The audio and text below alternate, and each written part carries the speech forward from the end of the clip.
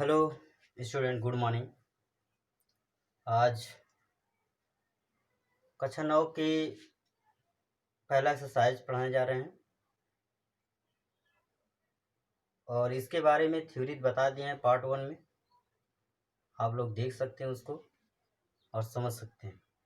तो हम शुरू करते हैं पार्ट एक्सरसाइज 1.1। तो ये तुम्हारा एक्सरसाइज 1.1 का पहला क्वेश्चन है। पहला क्वेश्चन क्या है, कह रहा है इसमें कि क्या, पहला क्वेश्चन है ये। पहला क्वेश्चन कह रहा है क्या शून्य एक परिमेय संख्या है। तो सभी लोगों को बताएगा तो परिमेय, अपरिमेय और पूर्णांक, पूर्ण संख्या, ये सब तुमको पहले बता दिया गया है। तो अब तुमको क्वेश्चन पूछा क्या शून्य एक परिमेय संख्या है, तो पहले ही बता दिए। तो नोट में पार्ट 1 बता दिए हैं कि शून्य भी एक परिमेय संख्या होता है। तो यहाँ पर लिख देना हाँ। क्या लिखेंगे? हाँ लिख देंगे इसका आंसर में, ठीक है। इसके आंसर में क्या लिख देंगे? हाँ। हाँ शून्य एक परिमेय संख्या है। क्या इसे p बटे क्यू के रूप में लिख सकते हैं? क्या इसे p बटे क्यू के रूप में लिख सकते हैं? कहेंगे हाँ लिख सकते हैं। तो उसके लिए भी हम क्या कर सकते हैं, लिख सकते हैं। क्यों? क्योंकि जैसे 0 है, 0 बटे कुछ नहीं तो उसके बटे 1 हम मान सकते हैं। तो ये तुम्हारा p का मान हो गया ऊपर वाला, नीचे वाला q का मान हो गया। इसलिए हम क्या कर सकते हैं, हाँ दोनों के लिए क्या की जगह पे हाँ लिख दे, दोनों क्या की जगह पे हाँ लिख देना, आंसर सही हो जाएगा। अर्थात हाँ शून्य एक परिमेय संख्या है। हाँ इसे हम p बटे q के रूप में लिख सकते हैं, जहाँ p और q एक पूर्णांक है और q नॉट इक्वल टू 0। तो दूसरा क्वेश्चन देखते हैं। दूसरा क्वेश्चन क्या है? दूसरा क्वेश्चन 3 और 4 के बीच में 6 परिमेय संख्याएं ज्ञात कीजिए। 3 और 4 के बीच में 6 परिमेय संख्या ज्ञात करना। पहले ही बता दिया गया था 3 और 4 के बीच में, चाहे किसी के भी बीच में, दो संख्याओं के बीच में चाहे जितना भी परिमेय संख्या ज्ञात कर, इतना जानते रहो कि दो संख्याओं के बीच में अपरिमित रूप से अनेक संख्याएं होती हैं। परिमेय संख्या अनेक होती हैं, दो संख्याओं के बीच में अनेक परिमेय संख्या होती है, इतना याद रखना। अर्थात दूसरे क्वेश्चन में ये कह रहा है कि 3 और 4 के बीच 6 परिमेय संख्या, 6 परिमेय संख्या ज्ञात कीजिए। 3 और 4 के बीच में 6 परिमेय संख्या ज्ञात कीजिए। तो 6 परिमेय संख्या ज्ञात कीजिए। तो कैसे बताया था इसको? पहले बताया था 3 उतार लेना, 3 बराबर 3 गुणे इससे जितना कह रहा, इन दोनों ध्यान नहीं देना, पहले कितना कह रहा उसको ध्यान दो। 6 कह रहा तो 7 कर देना, 7 कहेगा तो 8 कर देना, 9 कहेगा तो 10 कर देना। उसी से दोनों ऊपर नीचे गुणा कर देना। अर्थात 3 और 4 के बीच में जब चाहे जितना भी परिमेय संख्या ज्ञात करना हो तो 6 से अधिक संख्या से ऊपर नीचे गुणा कर देंगे। जितना भी यहाँ पर कहेगा उससे 1 अधिक कर देंगे। अर्थात 6 करा 7 से ऊपर नीचे गुणा कर देगा, हो जाएगा 7 के 21 बटे 7। इसी तरह 4 के साथ भी करेंगे, 4 बराबर 4 गुणे 7 बटे 7, अर्थात हो जाएगा तुम्हारा 4 सत्ते 28 बटे 7 हो गया।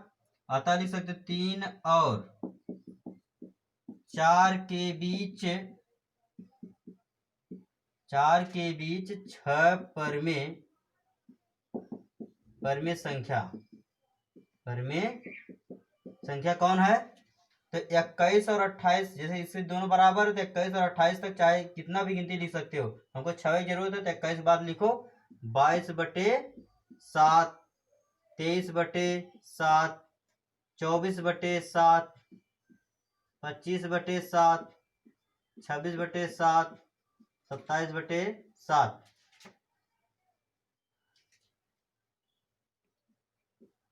ठीक, तो सभी बटे 7 हो गए। 1 2 3 4 5 6 हो गया परिमेय संख्या। इस तरह से किसी भी दो संख्याओं के बीच में परिमेय संख्या चाहे जितना भी ज्ञात करना हो, इन दोनों का ऐसे अलग अलग गुणा कर देंगे और जितना यहाँ कह रहा है उससे एक अधिक करेंगे। जैसे 8 कहेगा तो 9 से गुणा करना ऊपर, जैसे यहाँ 6 कह रहा है तो 7 से ऊपर नीचे गुणा किया उसी तरह यहाँ पर जब कहेगा 8 से तो 9 से ऊपर नीचे गुणा करेंगे। ये पहला क्वेश्चन हो गया। दूसरा क्वेश्चन हो गया। तीसरा क्वेश्चन देखते हैं। तीसरा कह रहा है कि 3/5 और 4/5, 3/5 और 4/5 के बीच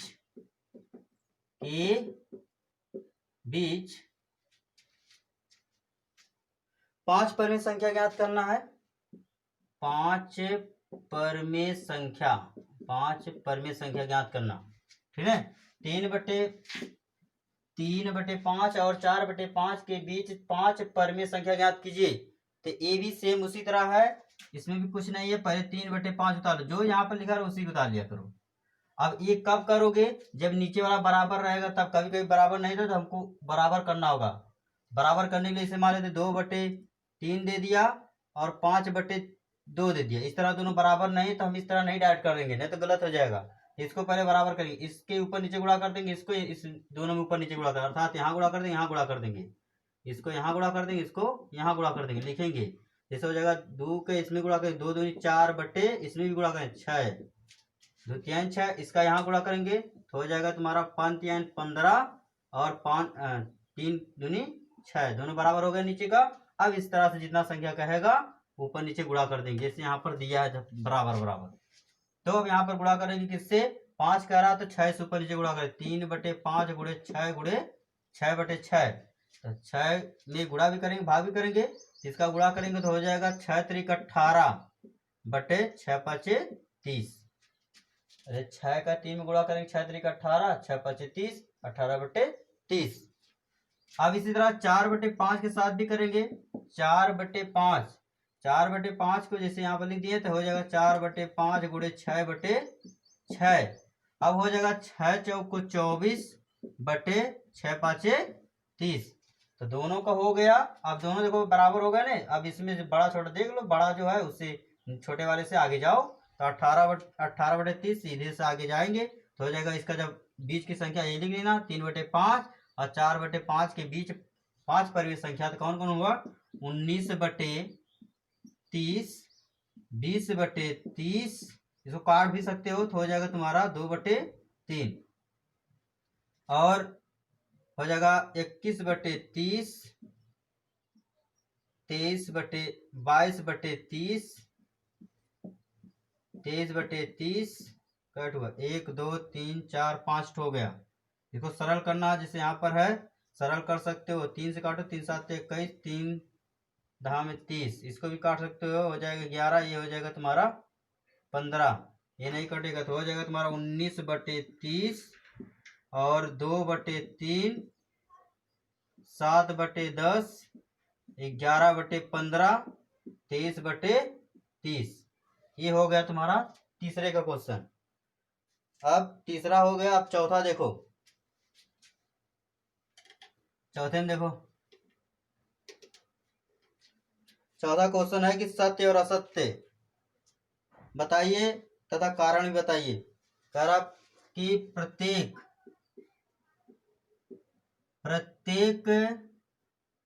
चौथे क्वेश्चन का पहला सत्य और असत्य, सत्य और असत्य, कौन कौन सत्य और कौन असत्य है।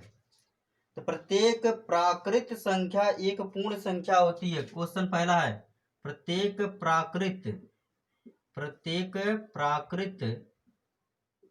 संख्या एक पूर्ण संख्या होती है। कह रहा प्रत्येक प्राकृतिक संख्या एक पूर्ण संख्या होती है। मैंने क्या बताया था पहले, प्रत्येक प्राकृतिक संख्या पूर्ण संख्या हो सकती है, बताए थे तुम लोग पहले ही। तो प्रत्येक प्राकृतिक संख्या एक पूर्ण संख्या हो सकती है, पहले बता दिया गया। यहाँ पर ये क्या है, सत्य है। क्या है, सत्य। नहीं समझ में आएगा तो पार्ट 1 देख लेना, 9th क्लास का पार्ट 1 देख लेना, उसमें समझा दिए हैं कैसे हुआ है। अब क्यों सत्य, इसका कारण बताना। क्योंकि प्रत्येक प्राकृतिक संख्या एक पूर्ण संख्या होती है, क्योंकि पूर्ण संख्या में सभी प्राकृत संख्या पाई जाती है।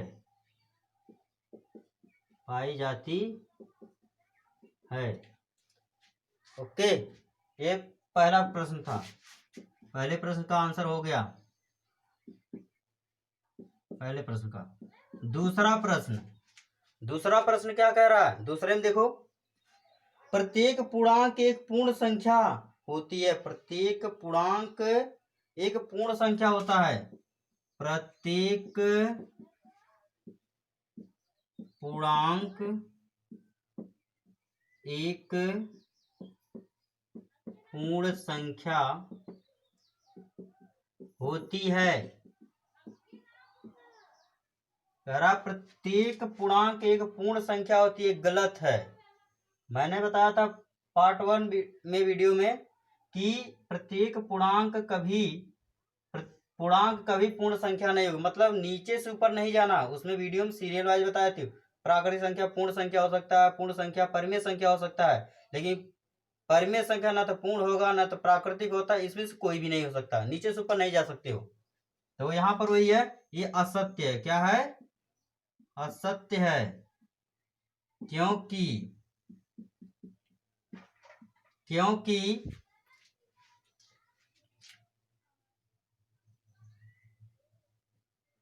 प्रत्येक पूर्णांक एक पूर्ण संख्या होती है, तो गलत है। प्रत्येक पूर्णांक एक पूर्ण संख्या होती है, ये गलत है। क्यों गलत? इसका कारण भी बताना है ना। तो करा प्रत्येक पूर्णांक में क्या होता है? सब माइनस प्लस जीरो सब आता है, लेकिन इसमें नहीं है, क्योंकि -2 -3 ये सभी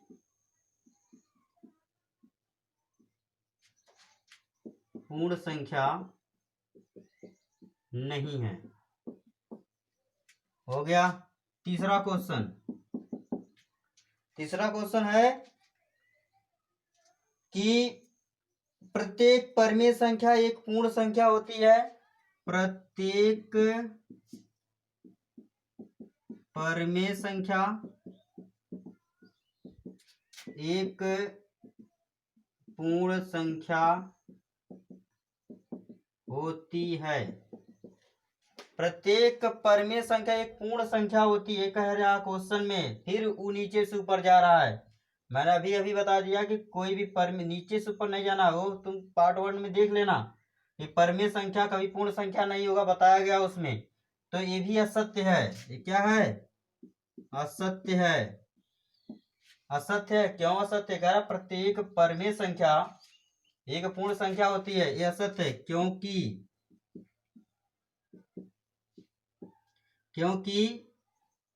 m/2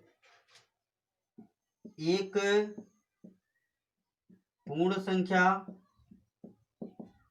संख्या नहीं है। ओके, तो ये था तुम्हारे 9th क्लास का पहला चैप्टर, मतलब प्रश्नावली 1.1 का सारा प्रश्न इसमें बता दिया गया है। उसमें बहुत ज़्यादा बड़ा चैप्टर नहीं था। अब इस वीडियो में तुम लोग देख ही लियो किस तरह से सब क्वेश्चन हल हुआ। नहीं समझ में आएगा पार्ट 1 भी देख लेना, नहीं समझ आएगा कमेंट करना, हम समझाने फिर से प्रयास कर देंगे, फिर से बता देंगे। ओके, अब यहाँ पर हम तुम्हारे सभी क्वेश्चन को सॉल्व कर दिए हैं। अपना नोटबुक निकाल के सब उसको हल कर सकते हो, लगा सकते हो और लिख सकते हो। ओके, अब यहाँ पर तुम्हारा दैट सॉल्व हो गया, मतलब पूरा प्रश्नावली खत्म हो गया। ओके, चलो।